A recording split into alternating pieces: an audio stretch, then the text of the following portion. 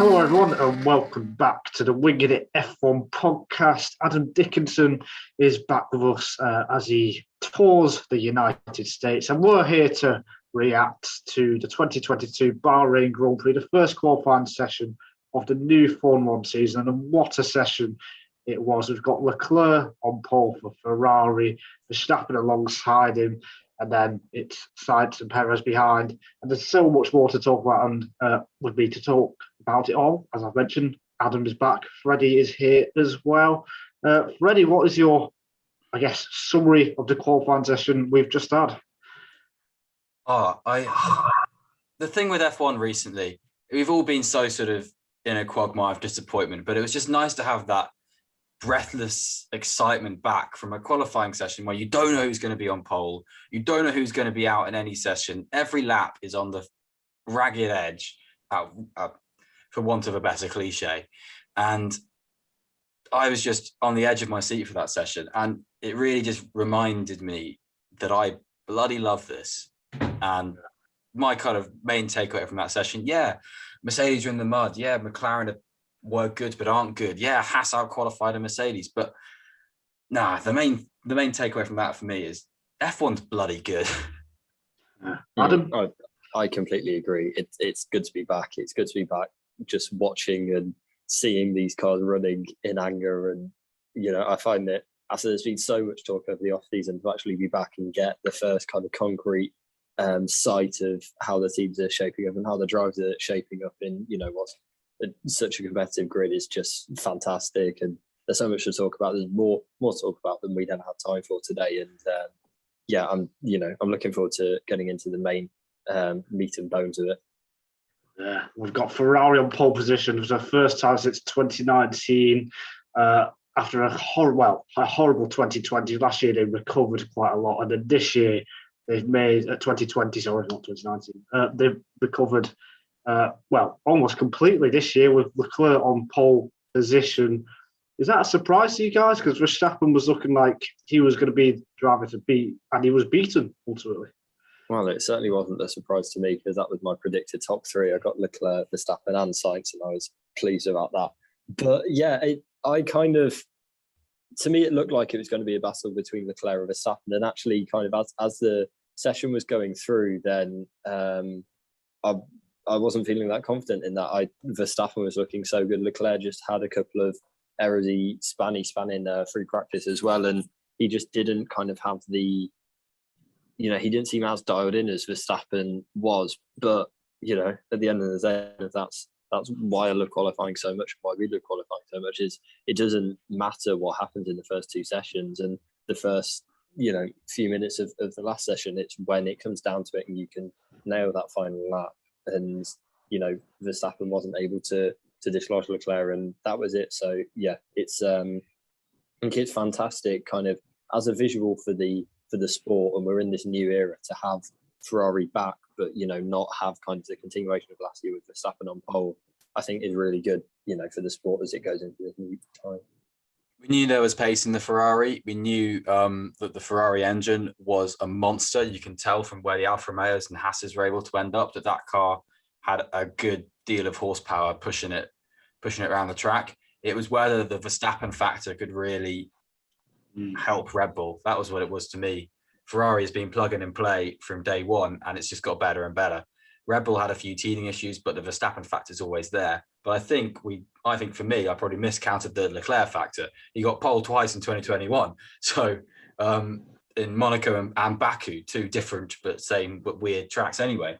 So, and he's a bit of a Bahrain specialist anyway, if you go back to his F2 days and his Ferrari startup days.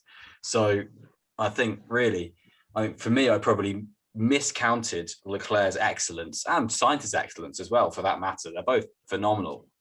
And I think Verstappen maybe duped us a bit with his Q2 first lap, where that was still the best lap to get him through into Q3.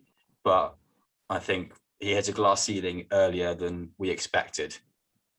Yeah. Just quickly on that, the Leclerc factor is he's not kind of been in a competitive car since 2019, and that was for one season. So we've not kind of had that wave marker to compare him against particularly Verstappen and Hamilton. So, you know, I agree with you. It felt like a bit of a known or bit, you know, kind of easy to underestimate where he was with that. Mm-hmm. Yeah, absolutely. A fantastic effort from Leclerc. We all know how good his one-lap pace is, and he's proved it once again in Bahrain. And this could set the tone for the rest of the season. It could be Verstappen and Leclerc every qualifying session, having a ding-dong battle. And that's just fantastic for the sport because they are two of the best drivers on the grid. So we couldn't have really asked for much more. Verstappen, he was slightly disappointed, but I think he'll just be happier that we've now had the first qualifying and Red Bull are near the top. So I think that's what he'll be most happy with. And he's got a great chance to win the race as well. So I don't think Red Bull will be too disappointed. How do you think Sainz and Perez will be feeling, Freddie? I think Sainz will be disappointed he's not on the front row. He was 3,000ths off it. So if he isn't disappointed that he's not on the front row, then that's weird. He didn't get his final lap in either. Something happened to him. There was a yellow in sector 1. We don't know if that was to do with him. Maybe we'll find more out about that overnight going into the race, but who knows? It looked like he had to abort his final lap, basically. So probably there's probably more in it, which is good for Carlos, to be honest. And he's on the clean side of the grid, and it's a track which has been incredibly dusty. Yeah, we'd have had 4 support races by then to have cleaned it up a bit, but that really will do very little in the dusty, windy desert. So maybe that will give him a hand, but we don't really know. I think Checo. I was impressed with Checo this qualifying session. He was on all sort of his good laps. Really, he was within 2 or 3 tenths of max, and that's where he needs to be, and that was very good. I think we all kind of thought the Rebel would be a bit better on pace, and if it was, I think Checo should have been on the front row, but I think because of the Ferrari pace, I think Checo did all right to be compared to where he is in Verstappen. I think he will be a factor in the race, so I think he's not behind the Mercs or Mired in the midfield, so that's good for Checo in my books. Yeah, Adam? Yeah, I agree with that. I was struggling to place him beforehand. I kind of the Red Bull Checo pairing. I kind of wasn't sure how strong. Well, we knew it would be strong, but I didn't know kind of where it would come in that order. And I think to be fourth, as you say, ahead of the Mercedes and ahead of the rest of the midfield. Although we still really don't know what the midfield is yet, or if there is one. But ahead of in the top 4. I think that's really strong.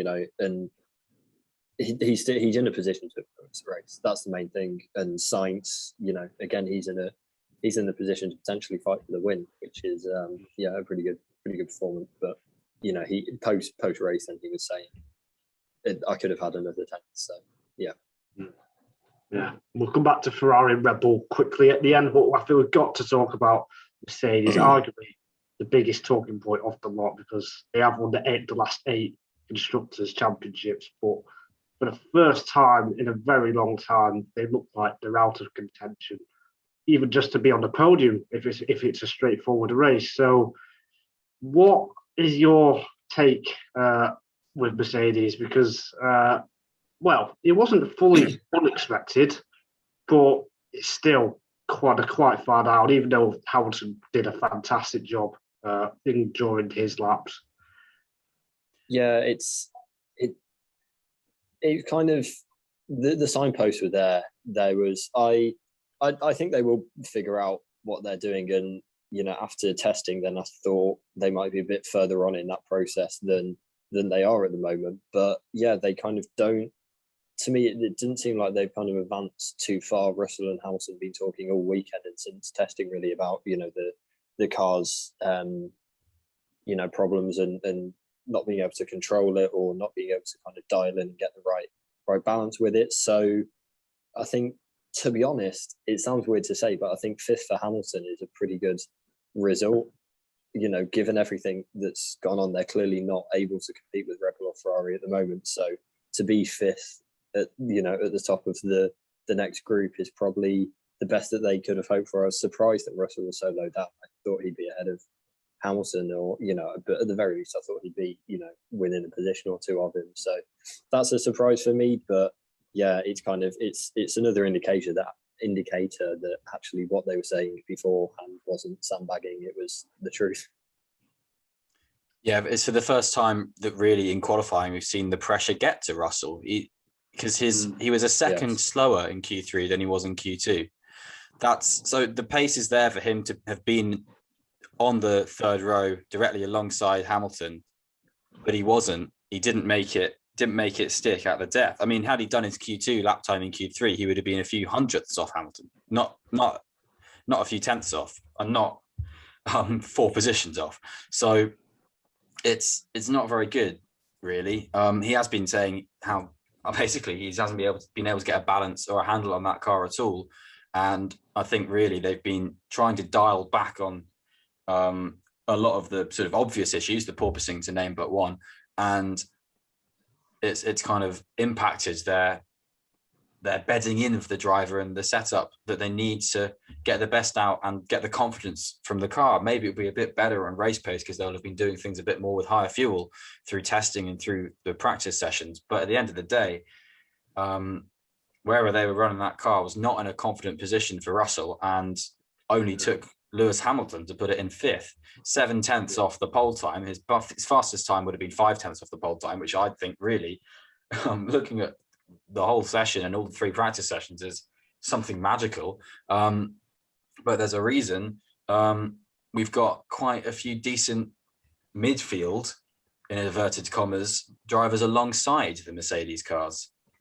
I think just with Russell, he's got Alonso and Magnussen in front of him. That's going to be, on the one hand, it's an opportunity for him to kind of show what he can do in the race and, really put down a marker for his racecraft, which, despite his years at Williams, we've still kind of not, seen the whole of that. But also it's going to be a really tough ask for him to get past that and kind of, challenge the top 5. So it'll be quite make or break. Sorry, Nigel. No, I was just going to say, if Russell is as good as everyone hoped, he cannot afford many more performances like this, because it was to be that far down off Hamilton is not good at all. I mean, if that was Bottas, he'd be getting he'd get loads of stick because it's Russell, new team and stuff like that. You can forgive him, but we probably shouldn't really. So day one, he deserves the benefit of the doubt. Day one, he deserves benefit of the doubt. If this is, I mean, Ricciardo's a different matter. This is not day one from Ricciardo, it's day 400. But in I don't know, in 20 weeks' time, maybe we'll see. But I'm fascinated to see how Hamilton goes in the race, because I think the race pace will be better. That's why I'm kind of awaiting to judge Mercedes properly, because yes, they're not on the first 2 rows, but I'm confident in the race they will be closer. But if they do finish a minute behind, then I would say there is a bit of a crisis. But I wouldn't get to that stage yet. So I'm sure we'll delve into it more post-race with Mercedes. But we got to talk about some of the other teams. Haas with Kevin Magnussen in 7th place. Incredible job from Magnussen. The first time in an F1 car for over a year. He's a father now as well, beating Schumacher by quite a bit. As Schumacher finished 12th in qualifying. What a job from Magnussen. I know, Freddie, that you've been singing his praises ever since he announced his return to the sport. Oh, yeah, I have been. I think it's testament to the guy that he's been able to. I mean, we all saw that he went very quick in testing on his first day. And, we put that down to a glory run and the fact that it was 2 hours after everyone else, which is the case. But with this, we were tentatively, well, I'd certainly was just tentatively going, this has pace. It's got points scoring potential. I can't remember where I put it in our season predictions, whether it was 5th or 6th, one of the two was what I was, but I was umming and ahhing with putting it up there. But maybe I should have said 4th, because it's definitely in this blob that is the field, not the midfield. It's definitely one of the best cars in that blob, and K-Mag's been able to get the absolute handle on it. And clearly the way he sort of walked into that team, picked it up just by being K-Mag, has worked wonders as well. He had a hydraulics issue and they managed at the end of Q2, his first Q2 lap got him through into Q3, and then he did one go of it in Q3 and he got to 7th place. So fair play to the lad. Really good showing. yeah, no, it's just kind of happy. It's just optimism about Haas, which is just really kind of nice to see, and that's not been the case for a while. And kind of with Magnussen at the end of his career at Haas previously, you can kind of see the frustration there. And yeah, I kind of hoped or had an inkling, as you said, Freddie, that Haas, might go well here. But 7th place and 12th place, I did not, that would have been beyond my expectations, totally. I think it's just really, it's staggering that the turnaround that they've had from being so far back last season to being right in the tip of the blob, which I'm going to start calling it now, this season. Yeah, absolutely. And just ahead of Magnussen, we've got Valtteri Bottas in the Alfa Romeo in 6th. He's only behind Hamilton. Mr. Saturday. Yeah, he's only behind Hamilton by 0.3 of a second, which is a similar margin to how far he was behind last year. So, incredible job from Bottas to jump in that car. Now for Romeo as well. It didn't have best test, so it can only get better as far as I can see. And Zhou Guanyu getting out of Q1 as well. So, an outstanding job from them. It's like unbelievable. I just didn't kind of expect it. I think there may be, there's a few contenders, but I'd put them up there as the team of the day just based off surprise factor. It's, for Zhou to get into Q2 is fantastic on his first outing. He's had time in F1 cars before, but the first time in anger and he's already done that is great. But Bottas, how about that? I just did, I thought he'd do well for Alfa Romeo, but he did well for most of the teams on the grid, which is this is why it's so good to be back. It's like you're finally seeing these things that you thought, it's Bottas at Alfa Romeo, and then you see he's gone 6th. How amazing is that? It is amazing. This is why we love F1. This is why we love this season so far. It's fantastic. 100%. I think definitely me and you, Nigel, said a couple of times in conversations we've had that Valtteri Bottas is a good driver and he will do well at Alfa Romeo. And I think, we don't need to worry about that anymore. And I was impressed with Zhou Guanyu as well. Q2, first time out, obviously had his second lap in Q2 deleted, but if not, he would have been ahead of Albon and high up really in that midfield, mid-pack position. So fair play to him in his first showing in F1. He's not really performed disappointingly. He's performed very encouragingly. And you were saying it's only way up for Alfa Romeo. I think you can definitely say the same for their rookie driver. Definitely, yeah. Both Haas and Alfa Romeo can score points in the race, I'm quite sure. A team which might not score points, though, is McLaren. Now, some teams go up. As some teams go up, some teams come down. McLaren, unfortunately, they look like they're 7th or 8th fastest car in Bahrain at the moment. So how are they going to be feeling? There's going to be a lot of scratching of heads, I think. Ricciardo's kind of been off the pace all weekend, all through practice. I think he might have been the only driver in the bottom 5 for all 3 practice sessions. And wow, he's had COVID and he's had time away from the car, but that shouldn't, that can't kind of gloss over everything. Look at Hulkenberg.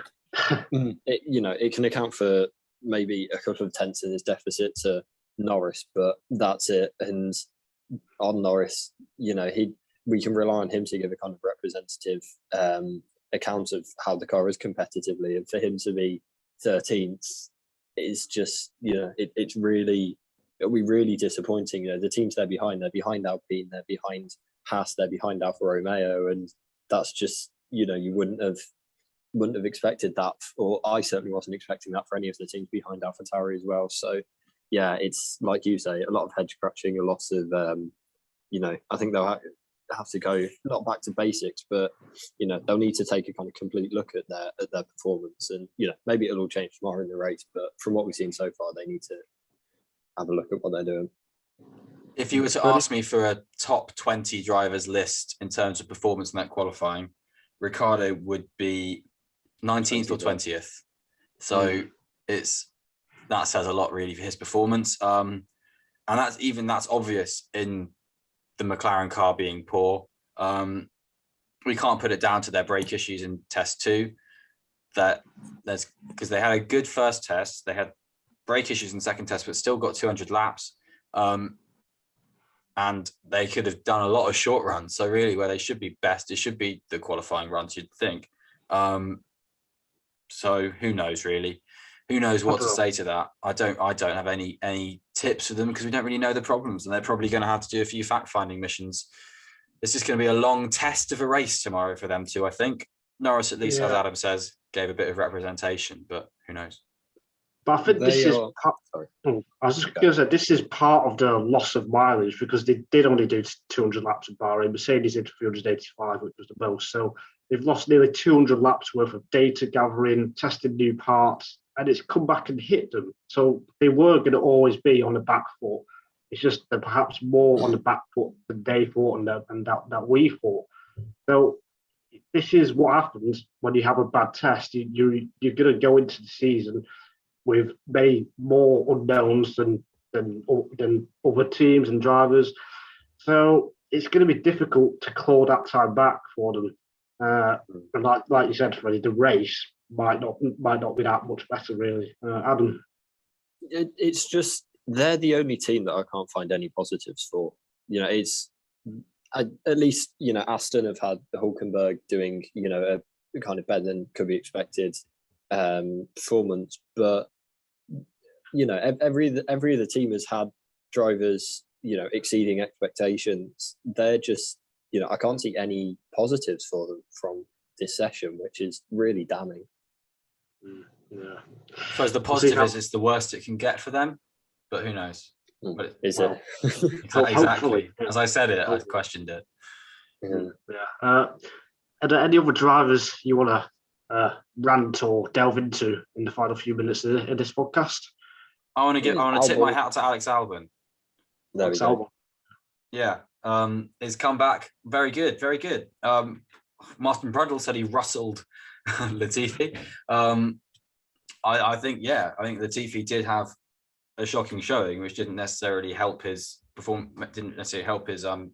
initial standing against Albon, but I think Albon did do a very good job. And we were watching his onboard laps, and he was really definitely getting to the limit of that car. He wasn't looking unsteady and unfit for F1.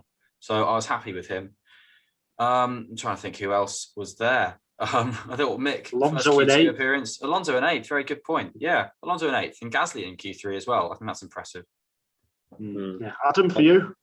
Yeah, on Albon as well. He seemed very happy. It was just quite nice to he seemed refreshed, and he, it was really kind of depressing seeing him at the end of his time at Red Bull, but he seems to have kind of put all that behind him. Tsunoda, I thought he might be a dark horse to get into Q3, and it was, it's disappointing. I kind of hoped that this would be a reset for him, but so far it's not kind of panned out like that. It's one session, but it's the first session and it's not a good start. They're the only two that I have.